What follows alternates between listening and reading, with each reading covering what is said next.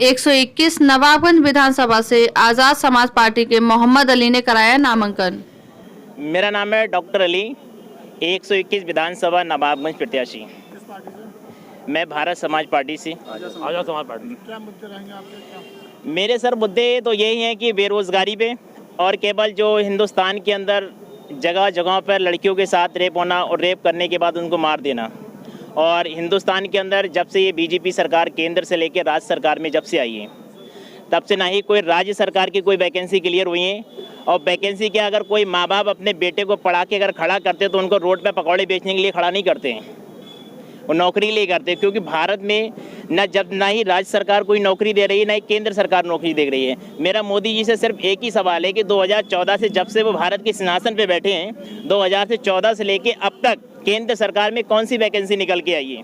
मैं तो उस पब्लिक से बात करता हूं कि तुम लोग आंखें बंद करके बीजेपी को आज तक वोट देखते चले आए। क्या तुम्हारे घर में बेटे या बेटियां नहीं जिनको कभी क्या रोजगार मिला? क्या आपने 25 से 30 साल तक अपने बच्चे बेटी और बेटी को पढ़ा के रखा, 20 से 25 लाख रुपए अपने बेटा बेटी पे खर्च किया? क्या आपने कभी मोदी जी से ये सवाल किया मेरे बेटी की उम्र 30 से 35 साल हो गई, तूने रोजगार दिया या नहीं दिया? 2014 से लेके आज तक बता दें मोदी जी केंद्र सरकार में कोई भी वैकेंसी आई हो? आप लोग मेरे पत्रकार साहब से निवेदन है, क्योंकि आपसे बेहतर कोई नहीं जानता हिंदुस्तान के अंदर कि कौन क्या करना चाहता है। आप मुझको बताइए, आपसे मेरा ही सवाल है कि केंद्र सरकार के अंदर 2014 से लेकर अब तक कोई वैकेंसी आई हो? है कोई वैकेंसी? बताएं आप मुझे। 65,000 वैकेंसी SSC GD इंडिया के अंदर निकाली गई थी। 35,000 में 35,000 केवल 65,000 में केवल 35,000 क्लियर की गई थी, और 35,000 क्लियर करने के हुजूम था स्टूडेंट का, उसको रोकने के लिए बाकी वैकेंसी उन्होंने पेंडिंग में डाल दी।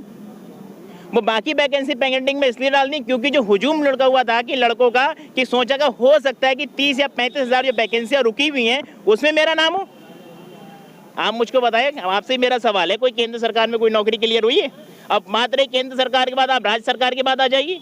राज्य सरकार के अंदर कौन सी नौकरी क्लियर हुई है? मेरा कोई सिद्धांत नहीं, मेरा कोई भी बीजेपी से कोई एजेंडा नहीं है। मेरा केवल इतना ही है, मतलब कि वो केवल इतना बता दे कि गरीबों को रोजगार दे दे, पकौड़े ना बिकवाए, पकौड़े बेचने के लिए बात ना करे, केवल रोजगार दे दे।